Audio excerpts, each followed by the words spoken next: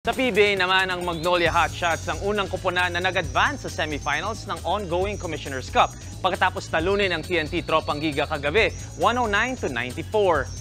Di kita ng laban pero nagpakawala ng matinding 9-0 run ng Hotshots sa dulo ng third quarter at yun na ang naging simula ng kanilang momentum para i-secure ang panalo hanggang dulo. Tuloy ang consistent play ni Tyler Bay na nagtala ng 41 points, 13 rebounds, 5 steals, 3 blocks, and 2 assists. Nag-ambag ng 17 points si Mark Baroka at 12 points each ang Kabalen duo na si Ian Sangalang and Calvin Abueva. At yan ang mga pandiin ng sports news today. It's your sports Tito Mike Reyes. Peace and love. What's up mga kapatid? It's your sports Tito Mike Reyes. At huwag magpahuli sa mga umaaksyong bakbakan at harapan sa loob at labas ng bansa.